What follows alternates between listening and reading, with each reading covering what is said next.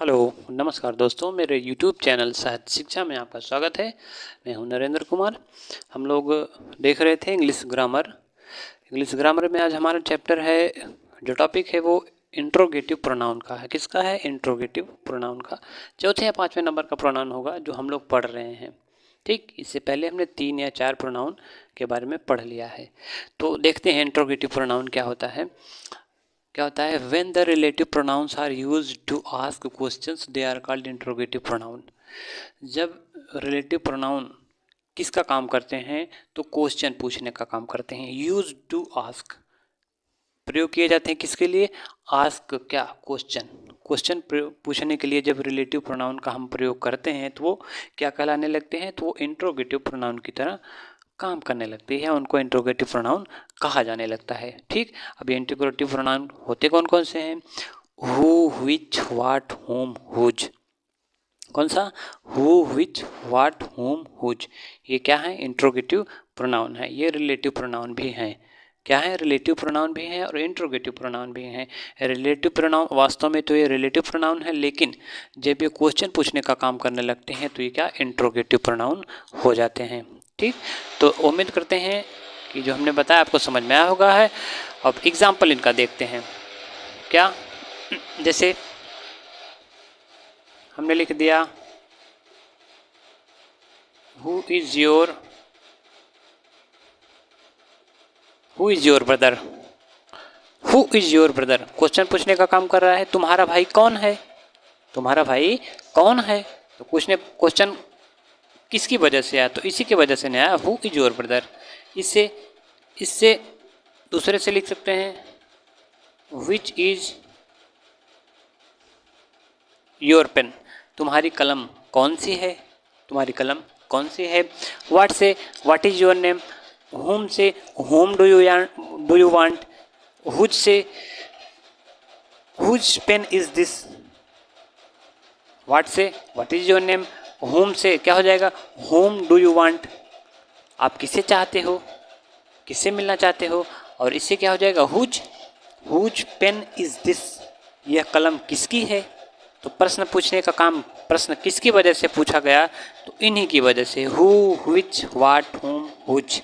इन्हीं की वजह से प्रश्न जो पैदा हुआ वो इन्हीं की वजह से हुआ। अगर ये नहीं होता तो प्रश्न बनता नहीं बनता। Is your brother.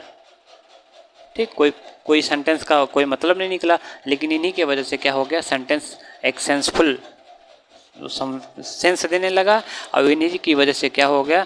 तो उसका एक इंट्रोगेटिव सेंटेंस बन गया।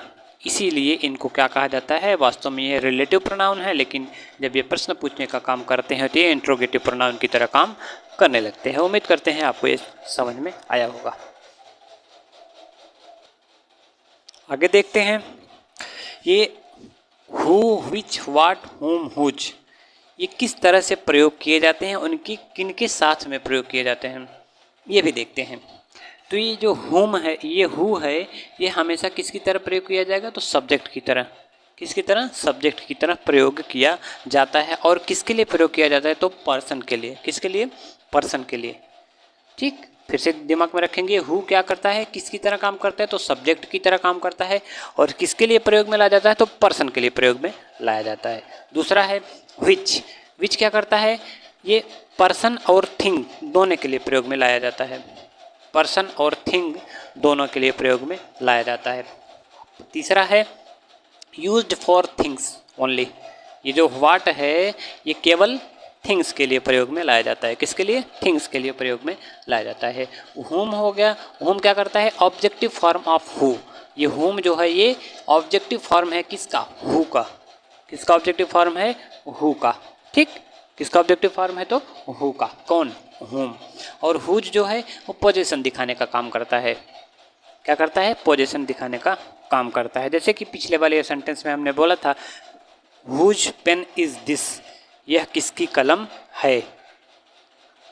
इसके लिए बोल देंगे to whom should I give this pen.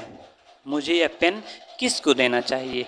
ये क्या करता है? तो ऑब्जेक्टिव की तरह काम करता है। To whom. टू क्या है? तो आपका प्रीपोजिशन है, उसके बाद में आया है, तो इसका मतलब प्रीपोजिशनल क्या है? ऑब्जेक्ट है। तो किसकी तरह काम करेगा? ऑब्जेक्ट की तरह काम करेगा। ये व्हाट इज़ दिस, क्या जैसे इसको पकड़ लें तो क्या कहेंगे, व्हाट इज़ दिस। तो व्हाट किसके लिए लाएंगे, तो कोई थिंग होगी उसी के लिए हम कहेंगे व्हाट इज़ दिस। किसी आदमी के लिए थोड़ी बोलेंगे व्हाट इज़ दिस, आदमी के लिए बोलेंगे तो हु इज़ दिस, आदमी के लिए नहीं बोलेंगे कि हु इज़ दिस, ये कौन है। जबकि व्हाट किसके लिए प्रयोग में लाते हैं, तो थिंग्स के लिए, व्हाट इज़ दिस कहेंगे this is mobile, this is white board. और विच क्या करता है, पर्सन और थिंग्स दोनों के लिए क्या करता है, पर्सन और दोनों के लिए प्रयोग में लाया जाता है। कहेंगे which person do you like the most, इसका example which person do you like the most, या ऐसे कहते हैं which type of person do you like the most, तुम किस प्रकार के आदमी को, व्यक्ति को सबसे ज़्यादा पसंद करते हो। ठीक, और थिंग्स के लिए which pen is the best quality, which pen possesses the best quality, कौन सी कलम जो है सबसे अच्छी होती है। तो हमने एग्जाम्पल के जरिए विच देखा कि विच पर्सन और थिंग दोनों के लिए प्रयोग में लाया जाता है। अगला है हु क्या करता है, तो केवल सब्जेक्ट की तरह काम करता है और पर्सन के लिए प्रयोग में लाया जाता है। जैसे वही एग्जाम्पल होने वाला हु इज़ दिस, अगर हमने कह दिया कि हु इज़ दिस तो हमको तुरंत दिमाग में आना चाहिए कि हु आ गया है, तो इसका मतलब किसी व्यक्ति के लिए बात कर रहे हैं। क्या कर रहे हैं, किसी व्यक्ति के बारे में बात कर रहे हैं। ठीक, मान लीजिए मेरी आंख बंद हो, ऐसे कोई सामने से बोल दे, आपकी आंख बंद हो और कोई सामने से बोल दे कि हु इज़ दिस, तो आपको तुरंत समझ जाने का रही तो इंट्रोगेटिव प्रोनाउन है। इंट्रोगेटिव प्रोनाउन हु क्या है, सब्जेक्ट की तरह काम करता है और किसके लिए प्रयोग में लाया जाता है, तो पर्सन के लिए। इसका मतलब ये पर्सन की बात कर रहा है, कोई आदमी यहाँ पे पड़ा है। ठीक, तो उम्मीद करते हैं जो आज हमने ये सारी चीज़ें बताई हैं वो आपको समझ में आई होंगी। ठीक, देखते हैं और कोई नियम होगा तो उसके बारे में भी बात करते हैं। इसी में अगला नियम ये कहता है कि ये विच और व्हाट जो दोनों हैं ये इंट्रोगेटिव एडजेक्टिव की तरह भी काम करते हैं। इंट्रोगेटिव एडजेक्टिव की तरह काम करते हैं। और एडजेक्टिव क्या है, तो जो किसी नाउन या किसी प्रोनाउन की विशेषता बताता है।